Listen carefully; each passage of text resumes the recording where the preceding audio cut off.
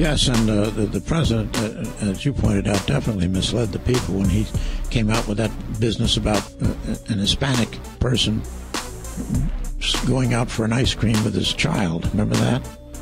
Yes, I do. I mean, that's just nonsense. And that was a way of scaring people. You know, when you look at this administration, and I'm offended by Eric Holder and the president also in their posture of this. But it looks like Eric Holder said that we were that white people in America are cowards when it comes to race, and I don't know what the basis of that is. But I'm not a coward when it comes to that, and I'm happy to talk about these things, and I think we should.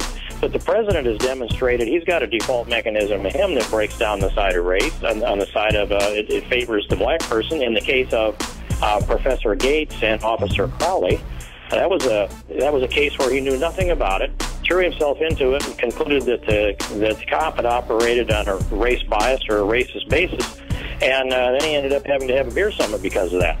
I was surprised at I don't know how broad the outrage is. I was surprised there was any story to it at all because I knew what I said. I've made these remarks before. One can do a search of the congressional record and know I've taken that position a number of times on the floor of the House of Representatives. Plenty of words to choose from. There are more words in the congressional record spoken by me than anybody else in Congress.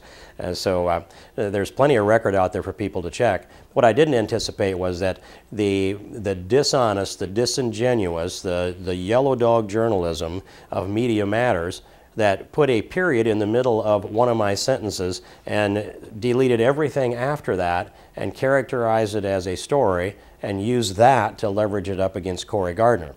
I was also surprised that Cory Gardner didn't check the facts. He didn't read the quote. He didn't listen to the audio. They just made a decision because they were getting pressure from the media that was reacting to Media Matters. This is John Podesta, George Soros, started and funded. This is their agenda. And if we, as constitutional conservatives, 9/12 Project people, were standing strong right now, some of the Tea Party people have not stood strong. And that's their agenda. They want members of Congress that will stand strong. They want constitutional conservatives with a spine. That's what I'm looking for, and that's the kind of people I'm trying to find and lift up and support and get them elected to this Congress. But if they don't stand strong out there, how can they criticize anybody in Congress for not having enough of a spine? And I don't think they're going to criticize me for that.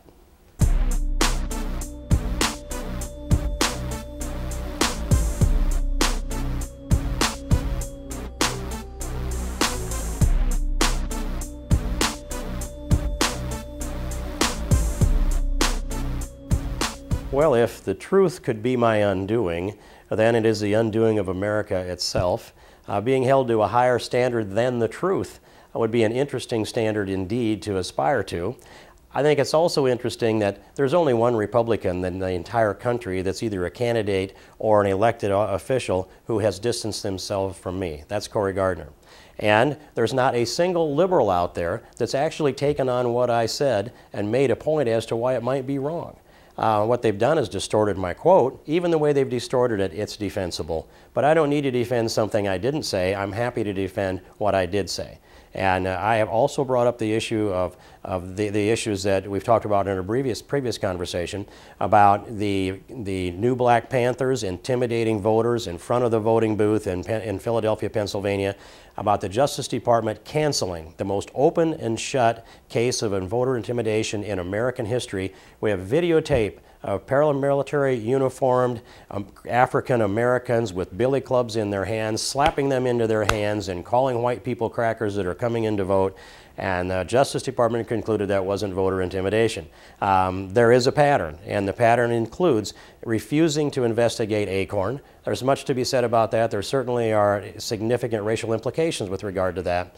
And then, of course, the President's statements about the Arizona law and the President's behavior and how he dealt with Professor Gates and Officer Crowley. This list goes on and on. I'd go into North Carolina.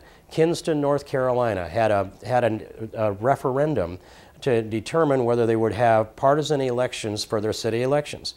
And this was about a 66 to 36 or whatever that number would be, 34% margin. By that margin, they decided they didn't want to have R's and D's beside the names of their candidates.